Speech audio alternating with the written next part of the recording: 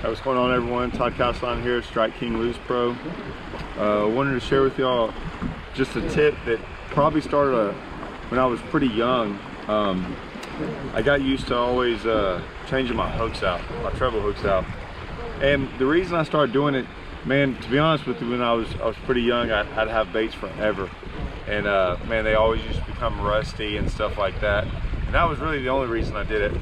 But as I've gotten older, man, I've really seen how much sharp hooks really help.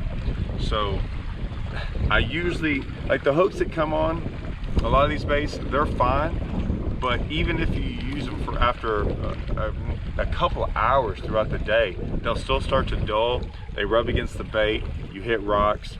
And so I always like to change them out. Sometimes I keep them on for the tournament, but if not, you know, I'll always check them. I check them.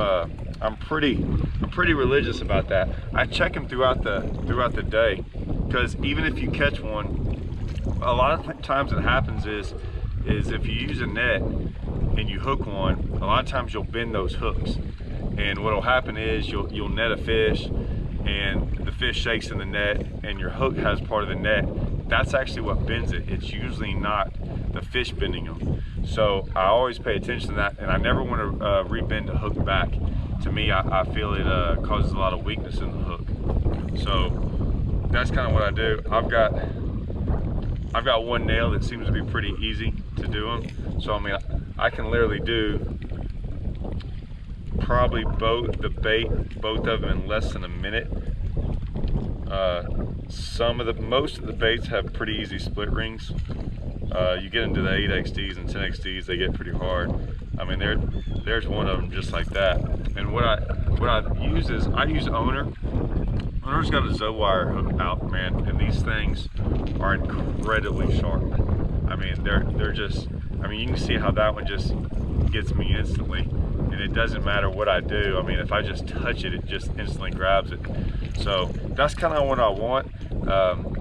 You know, a lot of times those fish really like to slap at it.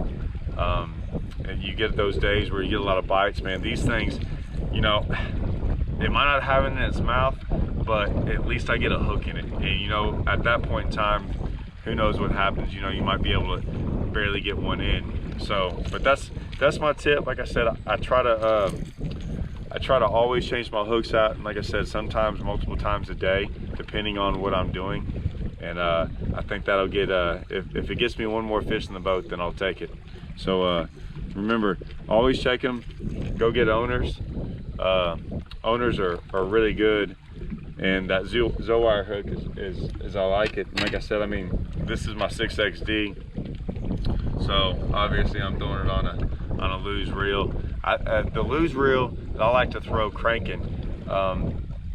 I know it's kind of always been talked about, that 5-to-1. I'm not a big 5-to-1 guy. I like the 6-4-to-1 and stuff like that, because man, I really want to dictate my speed, and I just don't think I can get enough speed out of a 5-to-1. So 90% of the time I throw a 6-4-to-1, or even sometimes I even throw a 7-to-1 if they're really